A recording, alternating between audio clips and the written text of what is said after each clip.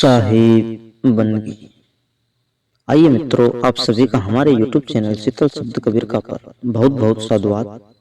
मित्रों, आज के इस वीडियो में हम चर्चा करेंगे कि 2026 लगने वाला है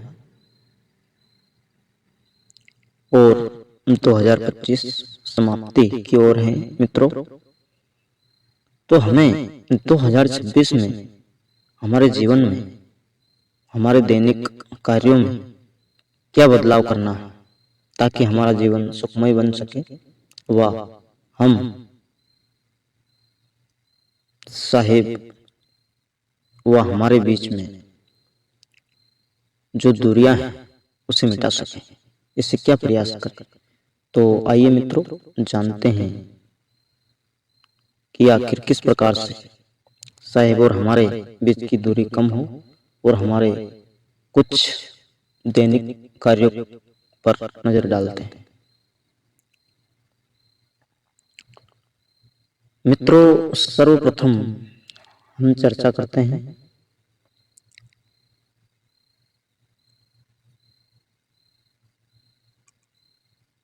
कि हम कब सो रहे हैं व कब जाग रहे हैं। सोना व जागना यह एक सत्संगी के जीवन पर बहुत बड़ा प्रभाव डालता है। मित्रों, वैसे तो हर इंसान के जीवन पर प्रभाव डालता है, किंतु सत्संगी के लिए यह ज्यादा महत्वपूर्ण है। कारण, यदि आप समय पर उठ ना पाओगे तो जो हमारे दैनिक कार्य हैं वह सब उलट पुलट हो जाएंगे। मित्रों, और रात्रि को यदि समय पर ना सोएंगे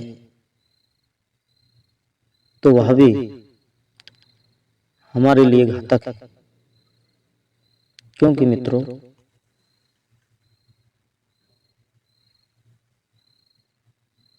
यदि देर रात तक जागते रहे तो सुबह समय पर उठ नहीं पाओगे। तो इसलिए जागना व सोना ये दो पहलू हैं, इनको मेंटेन करना मित्रों जरूरी है। इनको किस प्रकार से मेंटेन किया जाए, उसके लिए मित्रों आपको शाम के समय जल्दी सोना होगा, यानी 9 बजे या फिर 10 बजे सो जाना चाहिए। यह सोने का अति उत्तम समय है। मित्रों, फिर जागने की बात करते हैं। एक सत्संगी को ब्रह्म मुहूर्त में जाग जाना चाहिए, यानी कि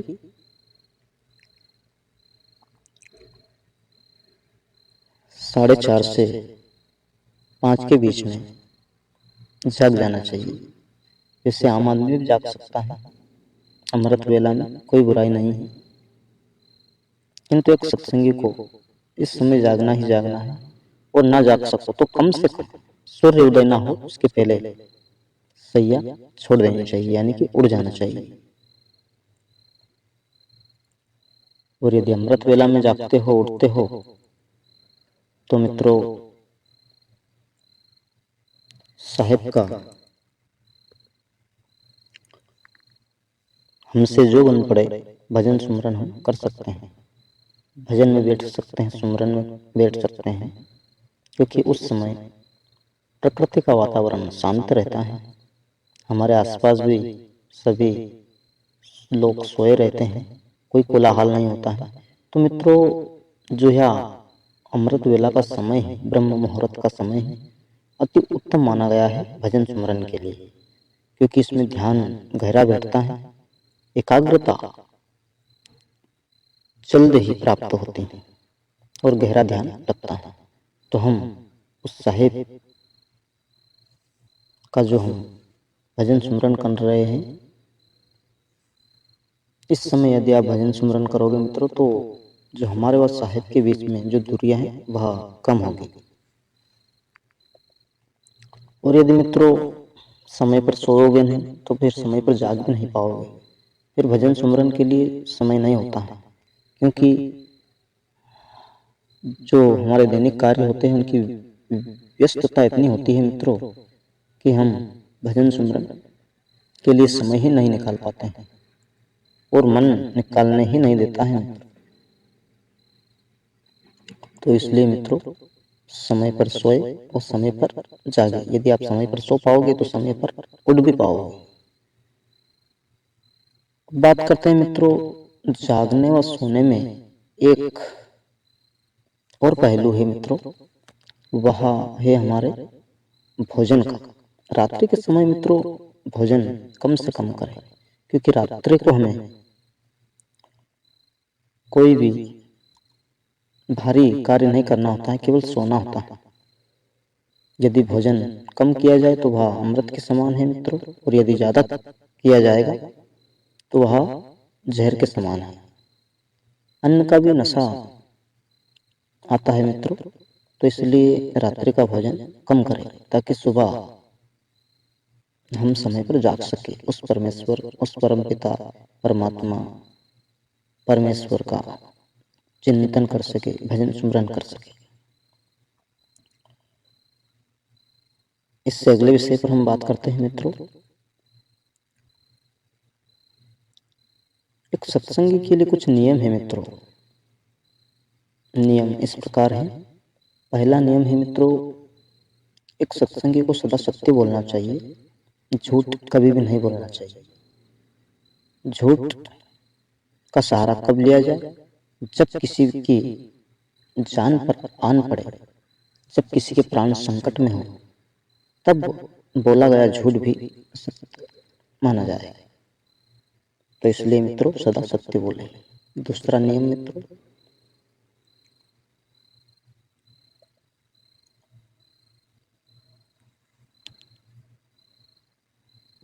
चोरी ना करें,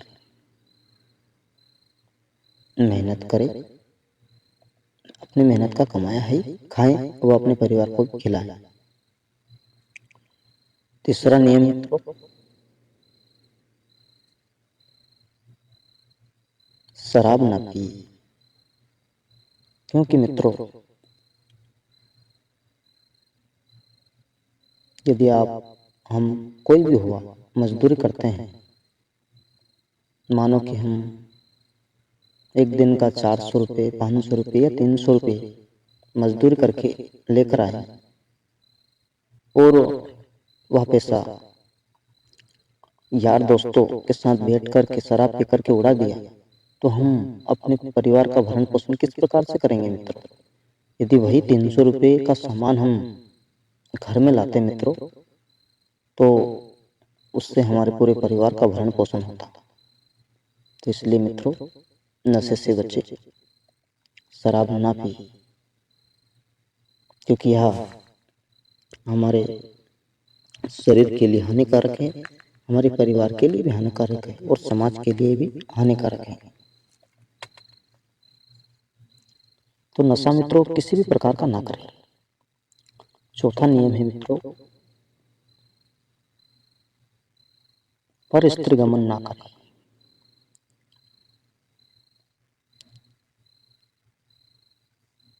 यदि हमारा ब्याह हो गया है, शादी हो गई है, तो बस पत्नी व्रत रहे मित्रों। वह एक ही आपकी पत्नी है, एक ही आपकी अर्धांगिनी है, बाकी सबको अपनी माता बहन समझकर प्रणाम करें। पांचवा नियम है मित्रों,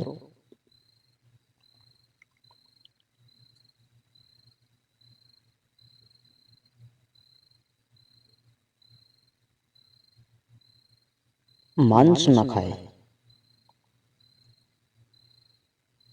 किसी भी जीव को मित्रों ना खाएं, किसी भी जीव का मांस ना खाएं, क्योंकि हमारी प्रकृति, हमारे शरीर की प्रकृति ऐसी नहीं है। हम शाकाहारी जीव हैं, हम मांस नहीं खा सकते हैं तो मित्रों मांस नहीं खाना चाहिए किसी भी कीमत पर।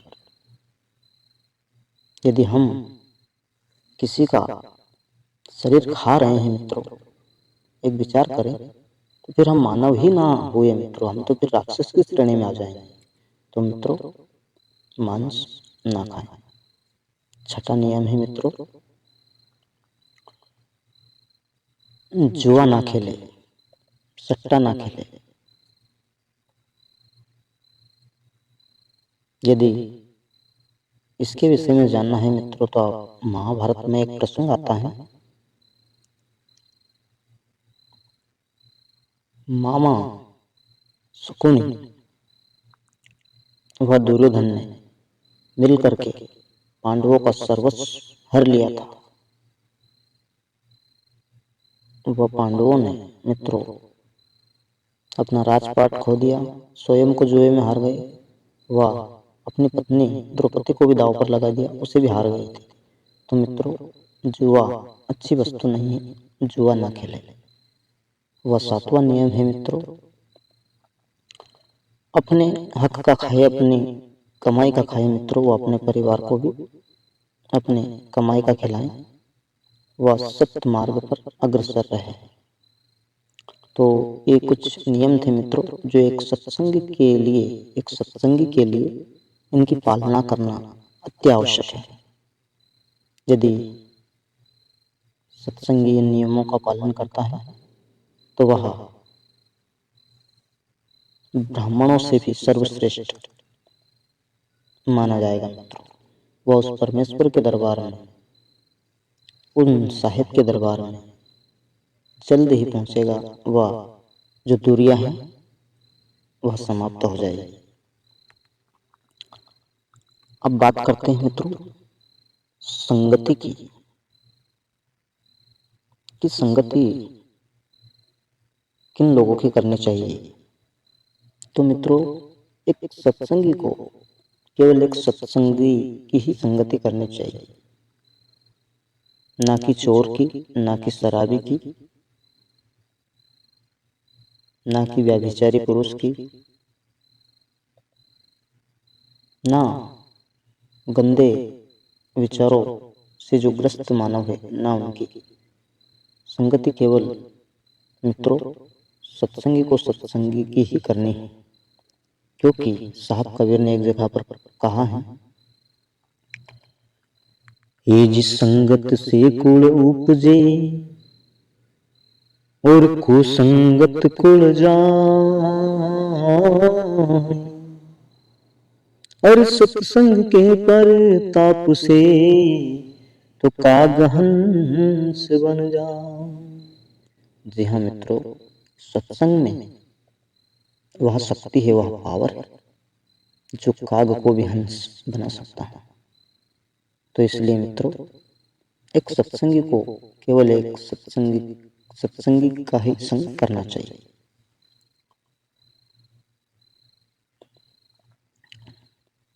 किसी की निंदा नहीं करना चाहिए। कोई गांव में हो, शहर में हो, कहीं पर भी हो, कोई अच्छा हो बुरा हो, हमें किसी से कोई मतलब नहीं है मित्रों।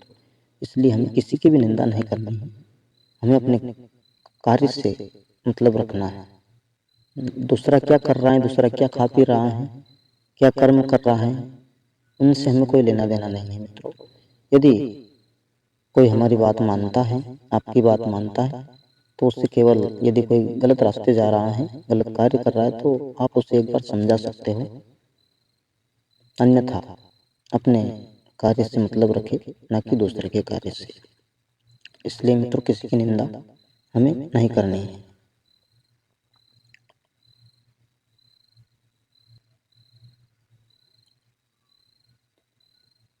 इससे अगले विषय पर मित्रों बात करते हैं। घर में सत्संग का, भजन का माहौल रखे, अपने माता पिता की अच्छे से सेवा करें, उनकी भावनाओं का आदर करें, उन्हें किस वस्तु की आवश्यकता है, जरूरत है, उनसे पूछ करके उसे पूरा करें। माता पिता को मित्रों संतान की आवश्यकता कब पड़ती है? जब वह वृद्धावस्था में आ जाते हैं, जब वह कुछ कार्य कर नहीं सकते हैं, उस समय उन्हें संतान की आवश्यकता पड़ती है। तो मित्रों, हमारा भी कर्तव्य है, धर्म है, क्योंकि उनके द्वारा ही हमारी उत्पत्ति है मित्रों। तो हमें वृद्धावस्था में उनकी सेवा करना है, बिना संकोच के निस्वार्थ भाव से हमें उनकी सेवा करना है। तभी वह साहब हम पर मेहरबान हो।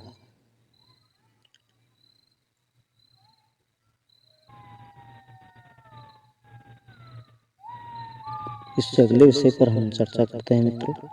घर में सदा सुख शांति बनी रहे, कलह ना हो किसी भी विषय पर। यदि मन मुटाव हो तो भेंट करके उस पर शांति से विचार करें। वह कलह जिस कारण से पनप रहा है उसका निवारण करें। और मित्रों, साहब का चिंतन हर समय करते रहे, सुमरन हर समय होता रहे, ऐसा प्रयास करें।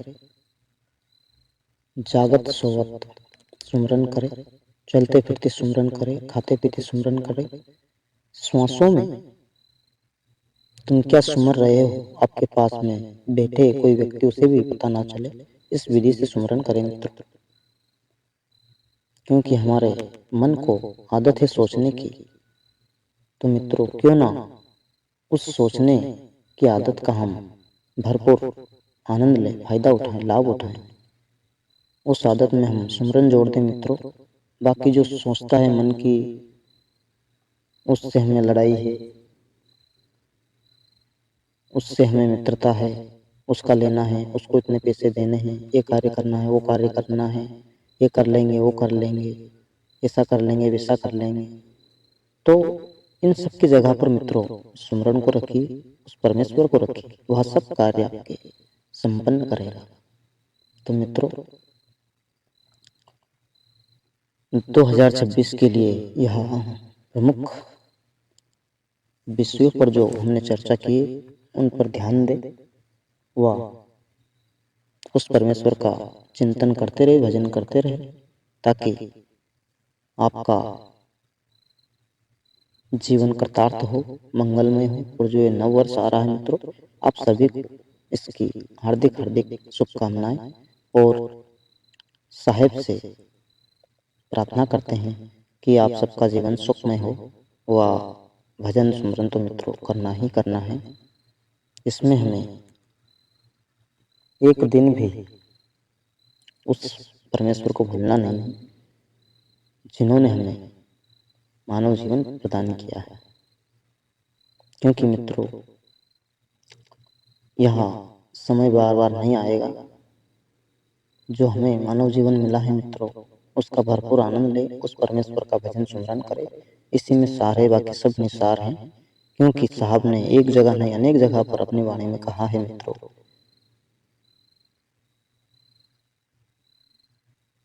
कि मानव जन्म यह दुर्लभ है, वह मिले न दूजी बार। तरुवर पत्ता फल टूट पड़े तो बहुरे न लागे डार।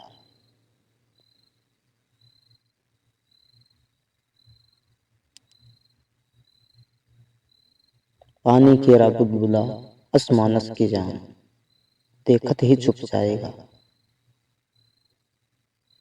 जस तारा प्रभात।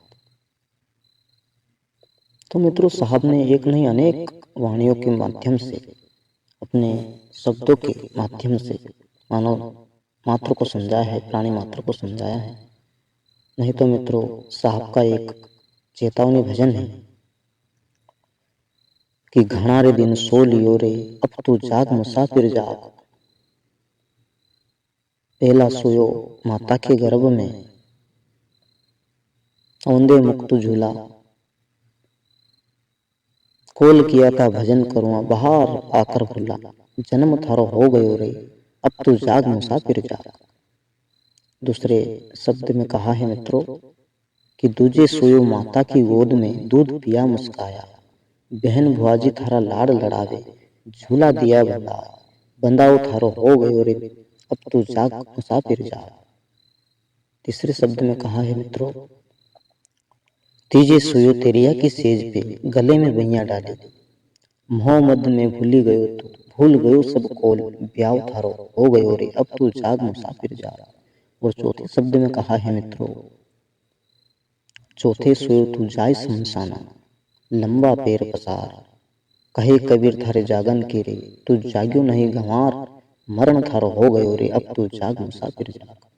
तो मित्रों यह साहब के शब्द हैं, तो होशियार होए, आप जागृत रहे, क्योंकि मित्रों